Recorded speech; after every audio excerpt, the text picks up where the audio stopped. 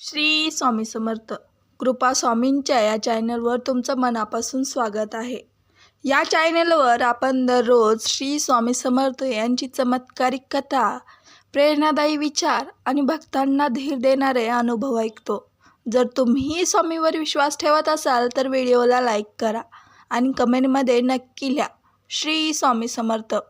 आज आपण ऐकणार आहोत स्वामी समर्थांचं खूपच चमत्कारिक आणि प्रेरणादायी कथा। चला तर मग सुरू करूया। अक्कलकोटजवळ एक छोटंसं गाव होतं। त्या गावात रामू नावाचा एक गरीब शेतकरी राहत होता। रामू खूपच प्रामाणिक होता, मेहनती होता, पण त्याच्या आयुष्यात जणू दुःखाचं सावटच होतं। त्याचं छोटंसं शेत होतं, त्याचा संसार त्या शेतावरच चालत होता। पण त्या वर्षी पाऊसच पडला नाही, जमीन कोरडी पडली, पीक वाळून गेलं, घरात धान्य नव्हतं, पैसे नव्हतं। त्याच्या आयुष्यातली सर्वात मोठी चिंता म्हणजे त्याची आई।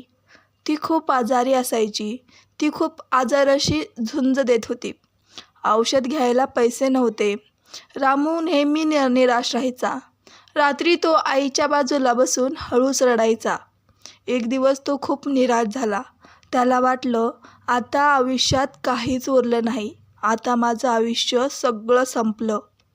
तो गावच्या देवळात गेला। देवळात बसून तो देवाला म्हणू लागला, देवा, जर तू खरंच असशील तर मला मदत कर। देवाकडे विनंती करू लागला।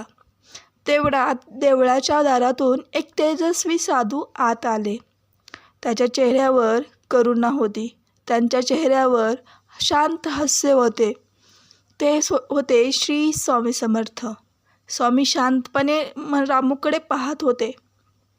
रामूकडे पाहतच ते हास्य करत होते। स्वामी म्हणाले, का रडतोस? रामू म्हणाला, महाराज, माझं शेत वाळून गेलं आहे, घरात अन्न नाही आणि माझी आई खूपच आजारी आहे। रामू पुन्हा रडू लागला। स्वामी शांतपणे त्याच्याकडे बघून हसले आणि म्हणाले, भिवू नकोस, मी तुझ्या पाठीशी आहे। रामूच्या मनात पहिल्यांदाच आशेची किरण दिसली। स्वामी पुढे म्हणाले, उद्या सकाळी तुझ्या शेताच्या मध्यभागी खोद। दुसरे रोजी रामू शेतात खोदायला सुरुवात केला। तेव्हा काही गावकरी तिथून जात होते। काही गावकरी रामूकडे पाहून हसू लागले आणि म्हणाले, रामू, काय करतोस? रामू म्हणाला, स्वामींनी सांगितलं म्हणून खोदतो आहे। गावकरी हे पाहून हसू लागले। वेडा आहेस का? गावकरी म्हणाले। तरी रामूचा स्वामीवर विश्वास होता। अरे, माती खोदून सोनं मिळणार आहे का?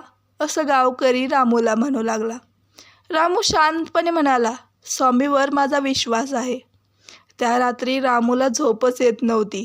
इकडून तिकडे करत होता। तो आकाशाकडे पाहत म्हणाला, स्वामी, मला मार्ग दाखवा। तेवढ्यात त्याला एक स्वप्न पडलं आणि स्वप्नात कोण आले माहिती आहे? श्री स्वामी समर्थ त्याच्यासमोर उभे होते। स्वामी म्हणाले, विश्वास ठेव, उद्या तुझं नशीब बदलेल।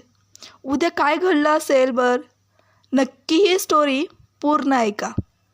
रामूने खोदायला सुरुवात केली। तेवढ्यात थोड्या वेळाने फावड्याला काहीतरी कठीण लागलं। तो माती बाजूला करू लागला।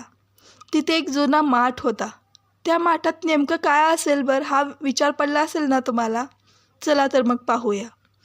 त्याने तो माठ उघडला, हळूच उघडला आणि त्या माठात काय होतं त्या माठात जे काही होतं ते पाहून त्याच्या डोळ्यावर विश्वास बसत नव्हता। त्या माठात होतं सोन्याची नाणी। सोन्याची नाणी बघताच रामूला आनंदाश्रू येऊ लागले। रामू रडू लागला आणि हे पाहताच लगेच रामू अक्कलकोटला धावून गेला।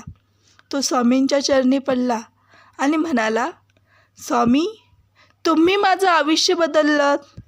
हे पाहून स्वामी शांतपणे म्हणाले, हे सोनं नाही, हे तुझ्या विश्वासाचं फळ आहे।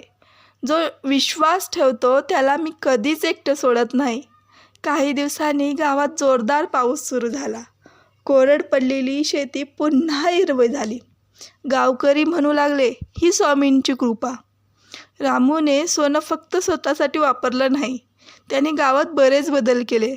गावात छोटी विहीर बांधली, गरिबांना मदत केली, गरीब लोकांसाठी पाण्याची व्यवस्था केली. गावातली लोक म्हणू लागले, रामू बदलला नाही, त्याचं नशीब बदललं. रामू पुन्हा स्वामीला भेटायला गेला आणि म्हणाला, स्वामी, मी तुमचे हे उपकार कसे फेडू? स्वामी म्हणाले, गरजूंना मदत कर आणि विश्वास कधीच सोडू नको. मित्रांनो, जीवनातही आपल्या कितीतरी अडचणी येतात, कितीतरी संकटं येतात. आपण त्या संकटांना पाहून घाबरून जातो, त्याचा सामना करत नाही. मग ते घाबरू नका, स्वामीवर विश्वास ठेवा. स्वामीवरचा विश्वास कधीच ढळू देऊ नका. जीवनात कितीही अडचणी आल्या तरी विश्वास सोडू नका. कारण श्री स्वामी समर्थ नेहमी एक वाक्य म्हणतात, भिवू नका, मी तुमच्या पाठीशी आहे. भिवू नकोस, मी तुझ्या पाठीशी आहे. हे स्पष्ट वाक्य आपल्याला नेहमी लक्षात असलं पाहिजे. जर तुम्हालाही श्री स्वामी समर्थावर विश्वास असेल तर संकटांना घाबरू नका. सगळे संकट स्वामीवर सोडून द्या, स्वामी आपोआप नीट करतील. म्हणून घाबरू नका. हा व्हिडिओ इतर स्वामी भक्तांपर्यंत नक्की शेअर करा. हा व्हिडिओ आवडल्यास व्हिडिओला लाईक करा आणि सबस्क्राईब करायला विसरू नका. पुढच्या व्हिडिओमध्ये आपण ऐकणार आहोत स्वामी समर्थांचा आणखी एक आश्चर्यकारक चमत्कार. तोपर्यंत भिवू नका, स्वामी आपल्या पाठीशी आहेत. श्री स्वामी समर्थ.